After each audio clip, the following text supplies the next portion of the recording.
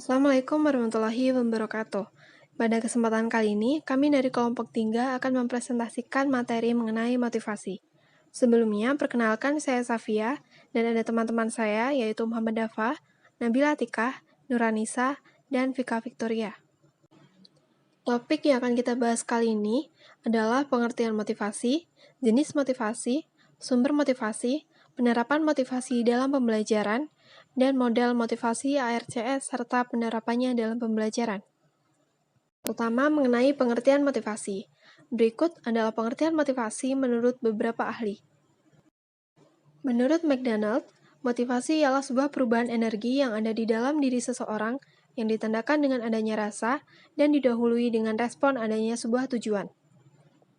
Menurut Viktor Hafrom, motivasi ialah sebuah akibat dari suatu hasil yang ingin diraih atau dicapai oleh seseorang dan sebuah perkiraan bahwa apa yang dilakukannya akan mengarah pada hasil yang diinginkannya. Menurut Robbins dan Judge, motivasi ialah suatu proses yang menjelaskan intensitas, arah, dan ketekunan individu agar dapat mencapai tujuannya.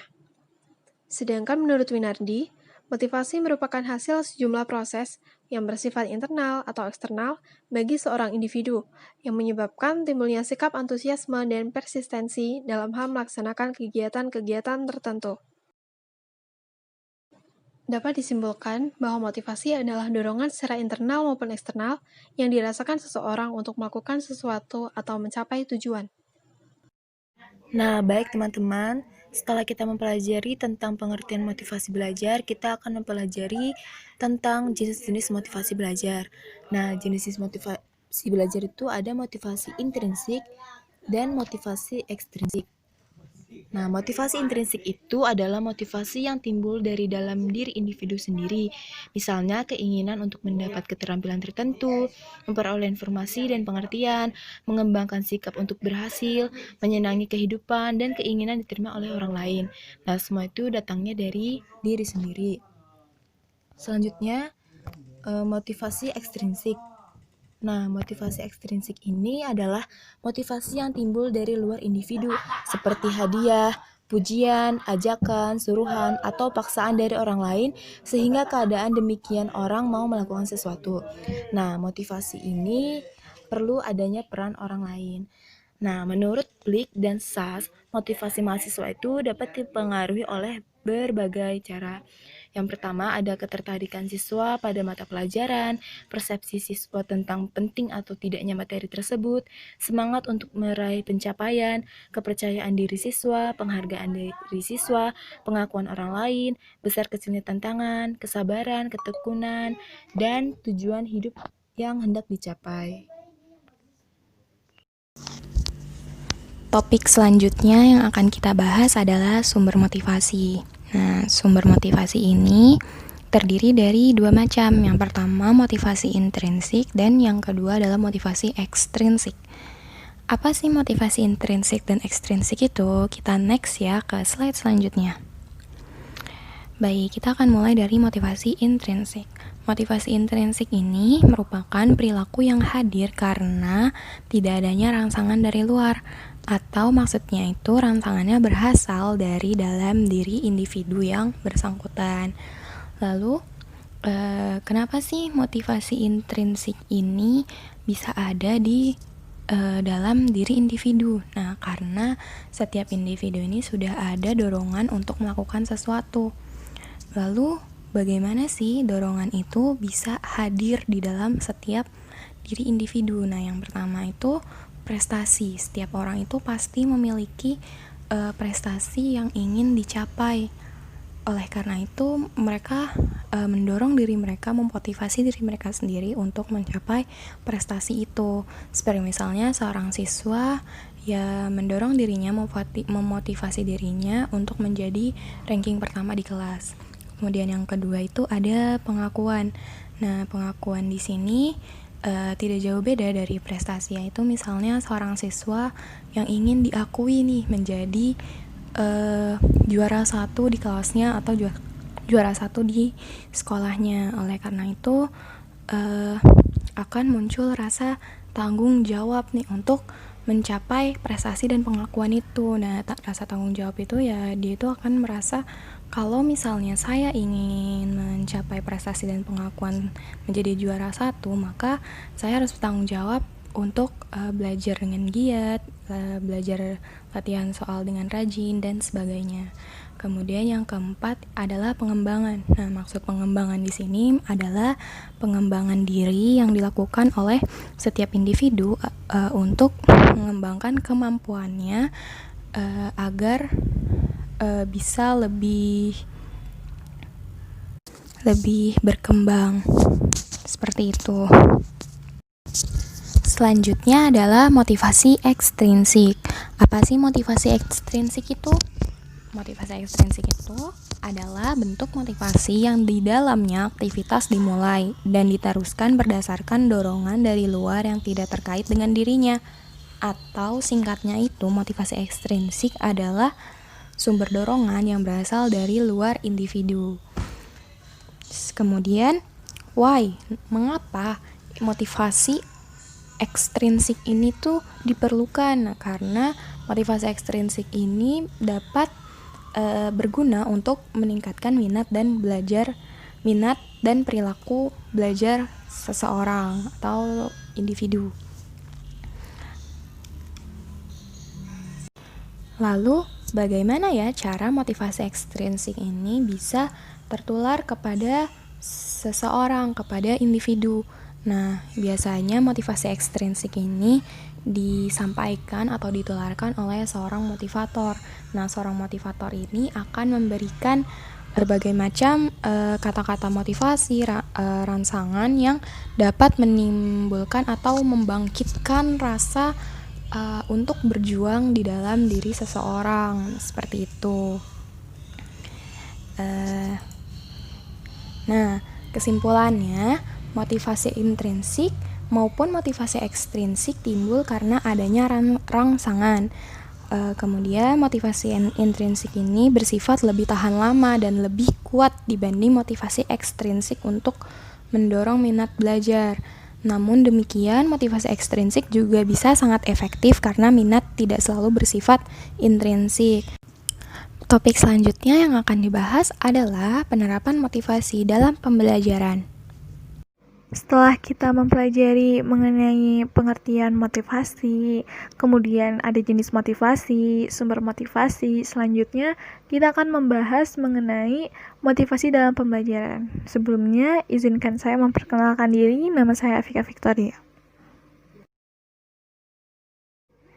Baik, topik yang akan kita bahas pertama yaitu apa saja unsur yang mempengaruhi motivasi belajar. Nah, yang pertama itu adalah cita-cita atau aspirasi.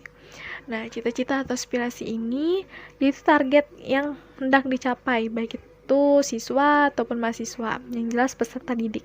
Nah, penentuan target ini tidak sama bagi setiap orang, ada yang targetnya A, targetnya B, dan itu pasti berbeda-beda.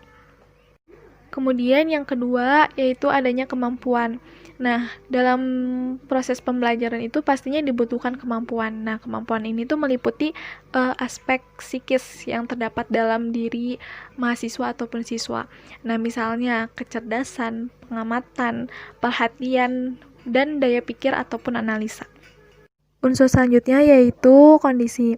Nah, kondisi ini tuh dapat meliputi kondisi fisik atau kesehatan maupun kondisi psikologis ataupun emosi. Nah, kondisi fisik itu misalnya seperti seorang pelajar yang sedang kurang sehat, itu pasti akan motivasinya berbeda dibandingkan dengan seorang pelajar yang kondisinya sedang fit, sehat gitu, pasti bakal berbeda. Kemudian ketika seorang pelajar patah hati, dia akan berdampak buruk juga bagi motivasi belajar.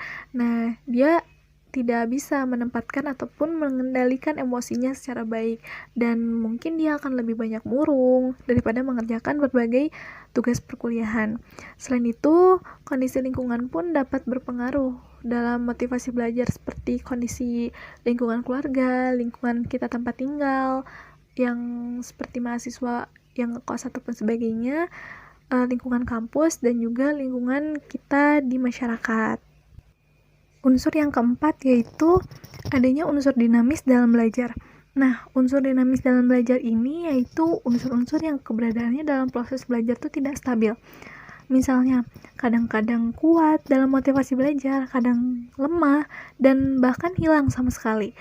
Khususnya ketika kondisi yang sifatnya emosional tadi, yang sudah kita bahas sebelumnya, gairah belajar, situasi dalam keluarga pun dapat memengaruhi unsur dinamis dalam belajar. Kemudian unsur yang terakhir yaitu adanya peran guru dalam membelajarkan siswa, yaitu ada penerapan motivasi dalam pembelajaran. Nah, ini lebih ke peran guru dalam mengajar. Nah, cara yang dimaksud ini adalah bagaimana seorang guru untuk mempersiapkan diri dia sebelum mengajar, ketepatan waktu, materi yang disampaikan, keakraban dengan peserta didik, dan sejenisnya. Setelah kita mengetahui unsur-unsur yang mempengaruhi motivasi belajar, selanjutnya kita akan membahas mengenai upaya yang dapat meningkatkan motivasi belajar, yaitu optimalisasi penerapan prinsip belajar. Nah, dalam upaya pembelajaran, seorang guru berhadapan dengan siswa dalam pembelajaran. Untuk dapat mengajarkan bahan pembelajaran itu, diperlukan atau disyaratkan bagi seorang guru telah mempelajari bahan pembelajaran, dapat memahami bagian yang dikategorikan mudah, sedang maupun sukar, kemudian telah menguasai cara mempelajari bahan tersebut dan dapat mempelajari sifat bahan dan menyampaikannya dengan baik. Nah, hal ini dapat meningkatkan motivasi belajar kepada peserta didik dengan peran guru yang dapat mengatur materi dari yang paling sederhana sampai yang paling menantang. Upaya selanjutnya yaitu optimalisasi unsur dinamis belajar dan pembelajaran. Nah, unsur dinamis ini dalam pembelajaran itu suatu perangkat yang turut menghantarkan seseorang yang sedang berkreativitas belajar untuk mencapai tujuan belajar. Nah, unsur dinamis itu yaitu tadi motivasi dalam belajar. Nah, seorang guru perlu untuk memelihara motivasi yang sudah ada pada diri masing-masing setiap peserta didik agar dapat ditingkatkan dengan cara pembelajaran yang dirancang dan dapat menunjang agar siswa lebih semangat dalam pembelajaran tersebut. Yang terakhir yaitu optimalisasi pemanfaatan pengalaman dan kemampuan siswa. Nah, sebagai penggerak, seorang guru perlu memahami dan mencatat kesukaran-kesukaran siswa. Nah, sebagai fasilitator belajar, guru diharapkan memantau tingkat kesukaran dan pemahaman belajar. Karena seperti yang kita tahu bahwa setiap siswa itu pasti tingkat pemahaman dalam belajarnya itu berbeda-beda. Begitu pula dengan motivasi belajarnya yang berbeda-beda pula. Nah, diharapkan seorang guru dapat membantu mengatasi kesukaran belajar. Nah, hal ini diperlukan sebelum siswa tersebut putus asa atau menyerah yang menyebabkan motivasi belajarnya pun ikut menurun.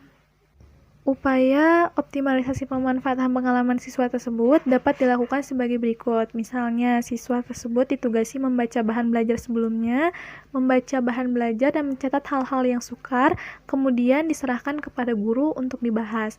Nah, kemudian guru akan mempelajari hal-hal yang sukar bagi siswa. Selanjutnya, guru dapat memecahkan hal-hal yang sukar dengan mencari problem solving. Kemudian, guru mengajarkan cara memecahkan dan mendidikkan keberanian mengatasi kesukaran, serta mengajak siswa mengalami dan mengatasi kesukaran tersebut.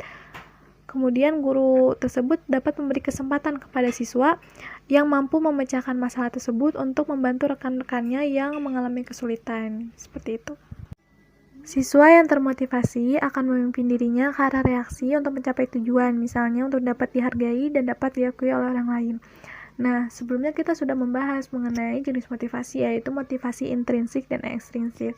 Nah, motivasi intrinsik ini sangat diperlukan karena motivasi ini tuh jenis motivasi yang datangnya dari dalam diri sendiri tanpa adanya paksaan maupun dorongan yang orang lain ataupun dari luar. Nah, motivasi intrinsik ini lebih besar pengaruhnya daripada motivasi ekstrinsik. John Keller pada tahun 1987 mengungkapkan cara mengukur motivasi belajar dan indikator motivasi belajar berdasarkan model yang diajukannya telah membuat sebuah instrumen pengukur minat dan motivasi belajar. Nah, ia mendeskripsikan minat belajar dan motivasi belajar siswa melalui 4 komponen utama, yaitu yang disuguhkan dalam ARCS. Nah, ARCS ini yaitu attention, relevance, confidence, and certification, atau dalam bahasa Indonesia yaitu perhatian, kesesuaian, kepercayaan diri, dan kepuasan. Hal ini yang akan dibahas selanjutnya oleh teman saya. Terima kasih. Ya, yang selanjutnya adalah model motivasi ARCS dan penerapannya dalam pembelajaran. Apa itu ARCS? Arti sendiri itu adalah sebuah singkatan, yaitu attention atau perhatian, relevance atau relevansi, confidence atau percaya diri, dan satisfaction atau rasa kepuasan. Oke, next. Selanjutnya adalah model pembelajaran ARCS. Model pembelajaran ARCS merupakan suatu bentuk pendekatan pemecahan masalah untuk merancang aspek motivasi serta lingkungan belajar dalam mendorong dan mempertahankan motivasi siswa untuk belajar. Model pembelajaran ini menarik karena dikembangkan atas dasar teori-teori dan pengalaman, sehingga mampu membangkitkan semangat belajar siswa secara optimal dengan memotivasi diri siswa sehingga didapatkan hasil belajar yang optimal. Nah, yang pertama adalah attention atau perhatian. Attention atau perhatian dapat berarti sama dengan konsentrasi, dapat pula menunjuk pada minat momentum, yaitu perasaan tertarik pada suatu masalah yang sedang dipelajari. Nah, menurut Keller, strategi meningkatkan perhatian siswa ada beberapa poin. Yang pertama adalah gunakan metode penyampaian dalam proses pembelajaran yang bervariasi. Contohnya seperti diskusi dalam kelas, diskusi kelompok, bermain peran, simulasi, suara pendapat, dan lain-lain. Yang kedua, yaitu gunakan media untuk melengkapi penyampaian materi pembelajaran, seperti tambahan video atau audio yang membantu pembelajaran berlangsung. Selanjutnya, yang ketiga adalah menggunakan humor dalam pembelajaran apabila tepat. Nah, ini penting dikarenakan untuk menghilangkan kebosanan pada siswa. Selanjutnya adalah yang keempat, yaitu menggunakan peristiwa dan contoh untuk memperjelas konsep. Yang kelima, gunakan teknik bertanya supaya melibatkan siswa dalam suatu proses pembelajaran tersebut.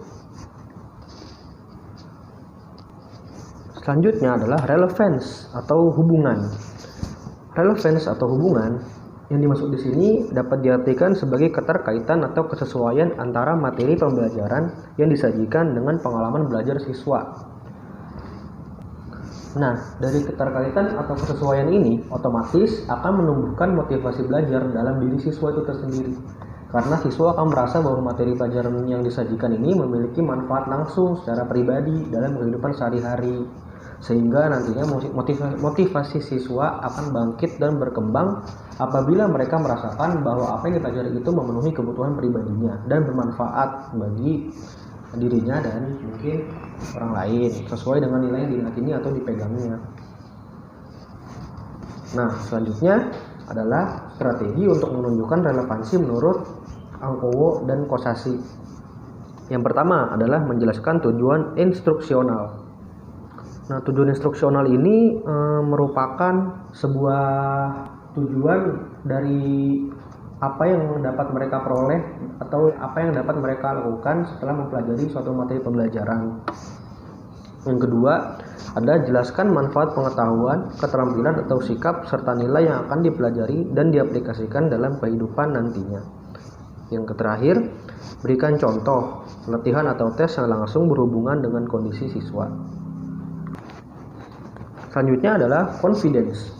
Confidence atau kepercayaan diri ini penting demi membangkitkan kesadaran yang kuat di dalam proses belajar mengajar siswa yang selama ini lebih banyak dikuasai guru dibandingkan siswanya.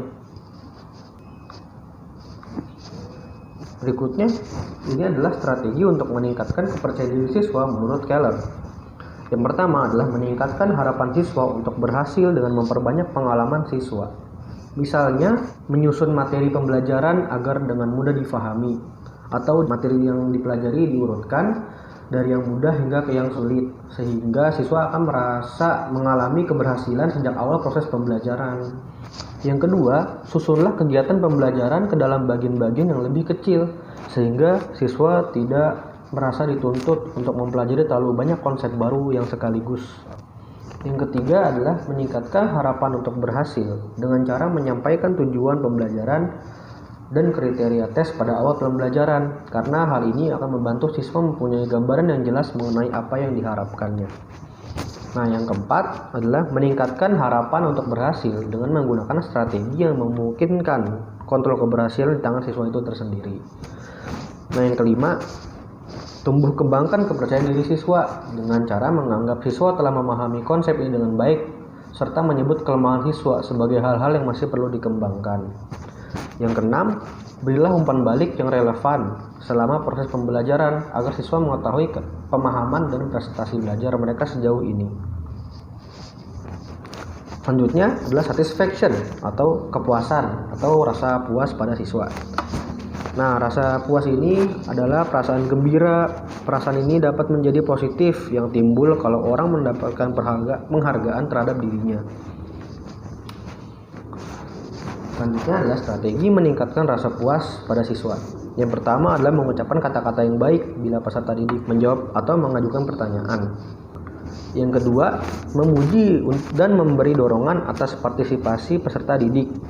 Yang ketiga, memberi tuntunan dan arahan pada peserta didik agar dapat memberi jawaban yang benar. Oke, selanjutnya adalah langkah-langkah atau contoh model pembelajaran ARCS pada suatu mata pelajaran.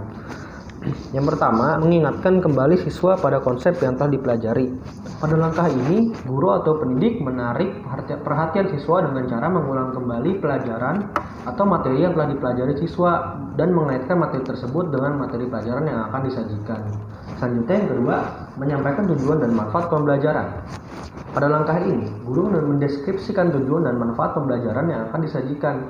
Penyampaian tujuan dan manfaat pembelajaran ini dapat dilakukan dengan cara yang bervariasi, tapi masih tetap mengacu pada prinsip perbedaan individual siswa, sehingga keseluruhan siswa dapat menangkap tujuan dan manfaat pembelajaran yang akan disajikan, serta dapat mengetahui hubungan atau keterkaitan antara materi pembelajaran yang disajikan dengan pengalaman belajar siswa tersebut.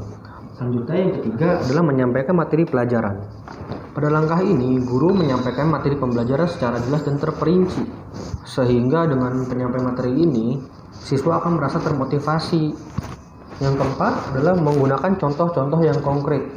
Nah, pada langkah ini, guru memberikan contoh-contoh yang nyata serta ada hubungannya dengan kehidupan sehari-hari, sehingga siswa merasa tertarik untuk mengikuti pembelajaran.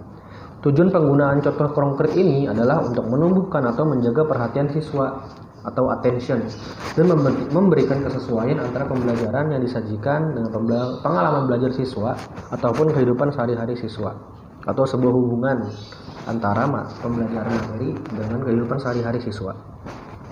Yang kelima adalah memberi bimbingan belajar. Pada langkah ini, guru memotivasi dan mengarahkan siswa agar lebih mudah dalam memahami materi pembelajaran yang disajikan. Sehingga dengan adanya bimbingan belajar ini, siswa akan merasa percaya diri atas materi pembelajaran yang diberikan. Selanjutnya yang keenam adalah memberi kesempatan kepada siswa untuk berpartisipasi dalam pembelajaran.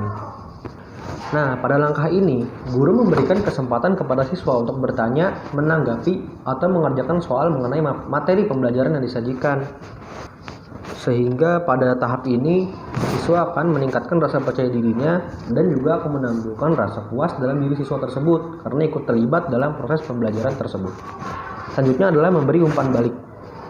Nah, pada langkah ini, guru memberikan suatu umpan balik yang tentunya dapat merangsang pola berpikir siswa.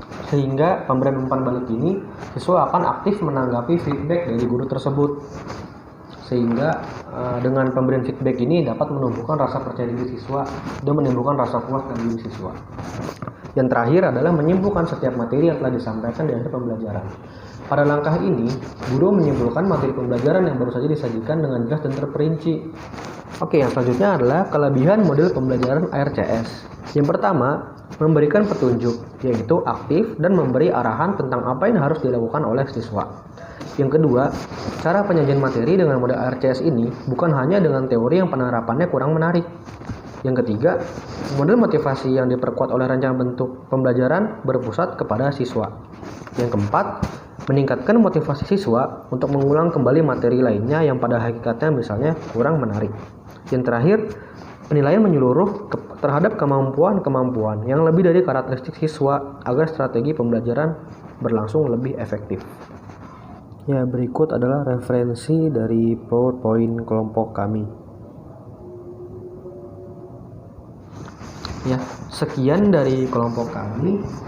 Mohon maaf apabila ada kesalahan kata ataupun kesalahan lainnya. Sekian, terima kasih atas perhatiannya. Wassalamualaikum warahmatullahi wabarakatuh.